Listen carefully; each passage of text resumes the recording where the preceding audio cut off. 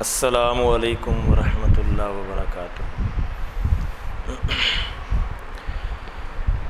عزیز طلباء و طالبات، آج اسلامیات اختیاری کا 5واں لیکچر ہے۔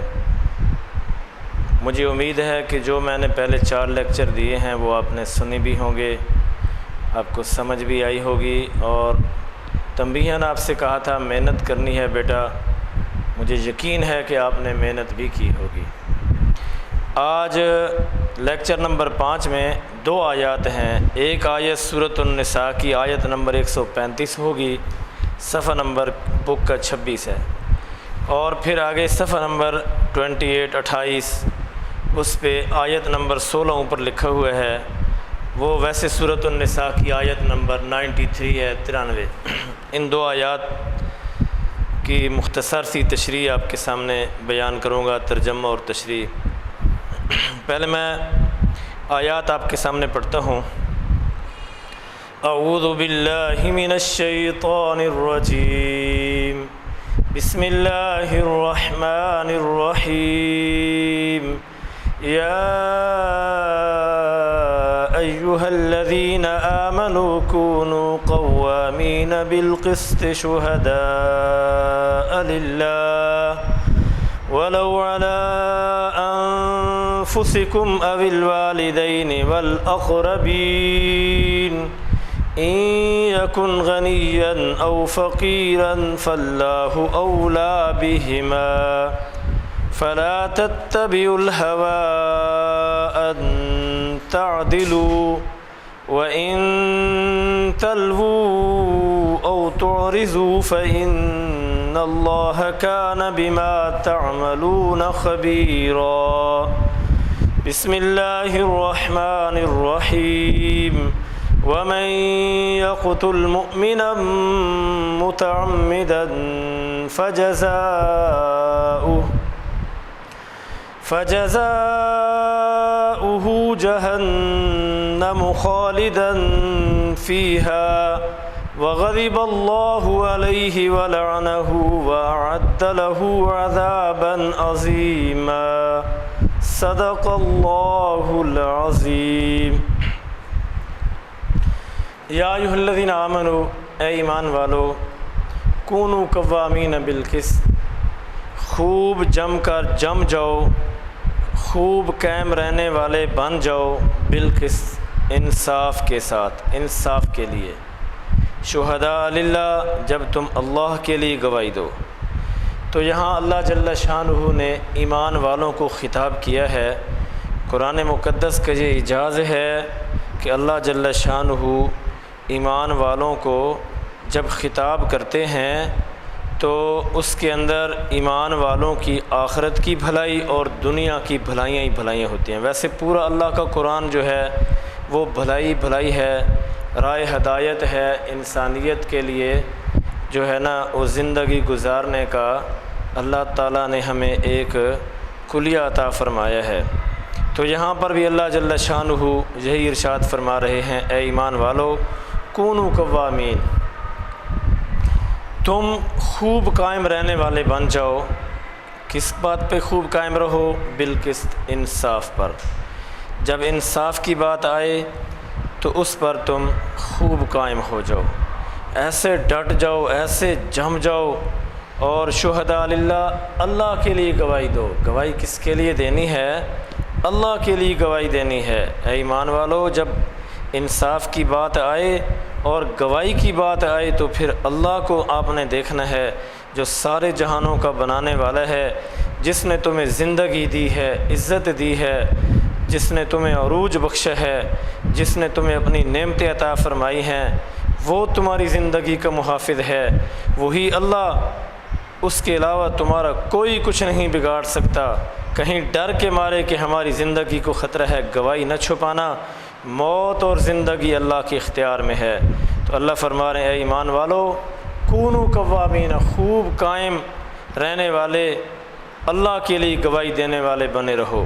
ولو علی انفسکم، سب سے پہلے اللہ کی ذات نے نا یہاں انسان کو خطاب کیا ہے کہ اے انسان، اگر وہ گواہی تیرے بارے میں کیوں نہ ہو، اگر تیرے بارے میں کیوں نہ ہو تو اپنے بارے میں گواہی دے، تو کہے ہاں ہاں یہ غلطی میں نے کی ہے، ہاں ہاں یہ جرم مجھ سے ہوا ہے، ہاں ہاں یہ قصور میں نے کیا ہے، بالکل اسی طرح بات ہے، میں مجرم ہوں، میں نے یہ کام کیا ہے، تو ولو علی انفسکم، اگرچہ وہ گواہی تمہارے خلاف کیوں نہ ہو۔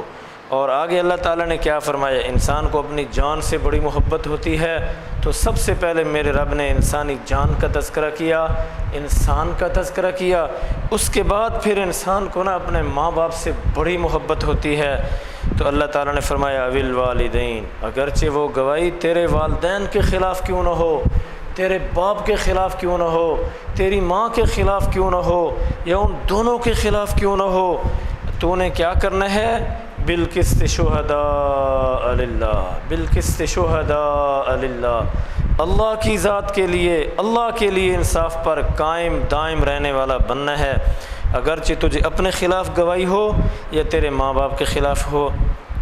پھر ماں باپ کے بعد قریبی رشتہ دار جو ہوتے ہیں نا، قریبی رشتہ داروں میں بھائی آتا ہے، بہن آتی ہے، چچا آتا ہے، تایا آتا ہے، اور ماموں آتا ہے، اور دادا جان، دادی جان، نانا جان، نانی جان، یہ سب قریبی رشتے ہیں، تو پھوپھیاں، خالہ، یہ سارے جو ہے نا یہ قریبی رشتے ہیں۔ اللہ فرماتے ہیں گواہی دینے اللہ کی ذات کے لیے، گواہی دینے پر قائم رہو، اگرچہ وہ تمہارے خلاف ہو یا تمہارے ماں باپ کے خلاف ہو یا تمہارے قریبی رشتہ داروں کے خلاف کیوں نہ ہو، اگر انہوں نے جرم کیا ہے اللہ کے لیے سچی گواہی دو، سچ بولو، گواہی دو اللہ کے لیے، سچ بولو، بے شک تمہارے اپنے خلاف ہو یا تمہارے ماں باپ کے یا تمہارے قریبی رشتہ داروں کے خلاف ہو۔ پھر آگے اللہ تعالیٰ نے عام لوگوں کا ذکر کیا، اللہ فرماتے ہیں ان یکن غنیًا، اگرچہ وہ گواہی ہو کسی مالدار بندے کے خلاف، کسی امیر آدمی کے خلاف، کسی بہت بڑے سردار کے خلاف، کسی حکمران کے خلاف، کسی افیسر کے خلاف، کسی مالدار کے خلاف کیوں نہ گواہی ہو، اللہ کے لیے قائم ہو جاؤ، سچی گواہی دو، او فقیرن، یا کسی غریب، مسکین، لاچار، محتاج، نادار، مفلس، انتہائی جو ہے نا غریب انسان، اس کے خلاف کیوں نہ گواہی ہو، تو گواہی جب دینی ہے اللہ کے لیے سچ بولنا ہے اور انصاف پر مبنی بات کرنی ہے۔ آگے اللہ فرماتے ہیں فاللہ اولیٰ بہما، اللہ تعالیٰ ان دونوں کے زیادہ قریب ہے، پس اللہ تعالیٰ ان دونوں، کن دونوں کے، حکم مالدار ہو، افیسر ہو، حکمران ہو، وزیر ہو، مشیر ہو، یا کوئی غریب ہو، یا کوئی بہت بڑا جو ہے نا سردار ہو، اس کے خلاف وہ اور غریب آدمی، ان دونوں کے زیادہ قریب اللہ ہے، تو آپ نے جو گواہی دینی ہے وہ انصاف پر مبنی اللہ کی ذات کے لیے آپ نے سچ سچ بولنا ہے۔ آگے اللہ تعالیٰ فرما رہے ہیں فلا تتبعوا الہویٰ، پس تم اپنی خواہشات نفس کی پیروی نہ کرنا، اپنی خواہش کی اتباع نہ کرنا۔ اگر اپنے خلاف گواہی آ جائے تو انسان کہ مجھے لگتا ہے کہ ایسے تو نہیں، ایسے تھا، اچھا میرا گمان ہے ایسے نہیں، ایسے ہوگا، تو ایسے نہیں کرنا، اسی کو کہتے ہیں فلا تتبعوا الہویٰ، تم اپنی خواہشات کی پیروی نہ کرنا۔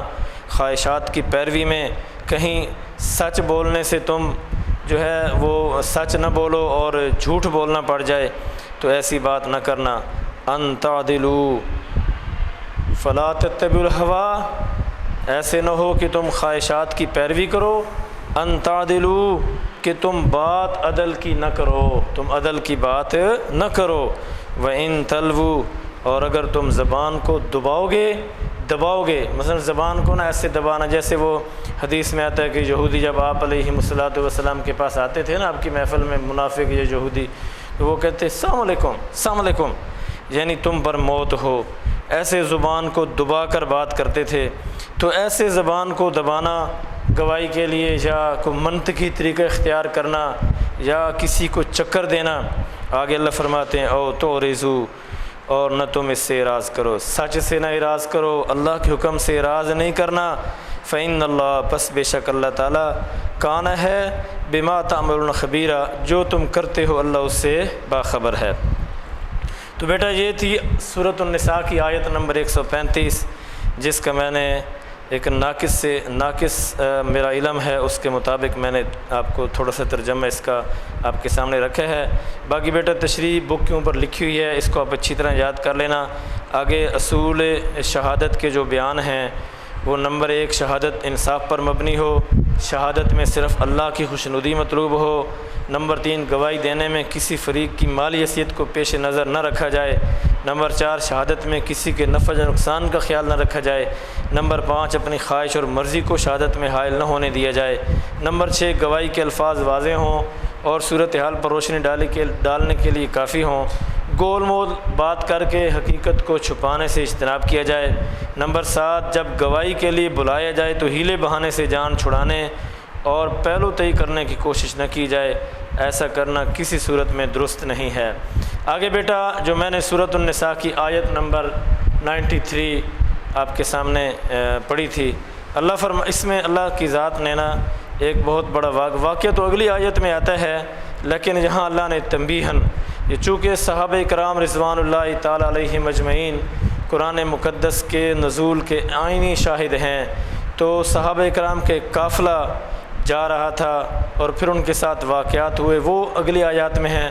تو اس آیت میں جو اللہ ارشاد فرما رہے ہیں، اللہ فرما رہے ہیں وَمَن يَقْتُلْ مُؤْمِنًا مُتَعَمِّدًا، جو قتل کرے گا کسی ایمان والے کو جان بوجھ کر، جو کسی مومن کو جان بوجھ کر قتل کرے گا۔ اور ایک حدیث بھی ہے، آقا علیہ السلام فرماتے ہیں کہ قیامت کے قریب قتل ہونے والے کو، قیامت کا جو قریب کا وقت آئے گا، اس کی ایک نشانی یہ بھی ہے کہ مقتول کو نہیں پتہ ہوگا کہ مجھے کس جرم میں قتل کیا جا رہا ہے، اور نہ ہی قاتل کو کوئی علم ہوگا کہ میں اس آدمی کو کیوں قتل کر رہا ہوں۔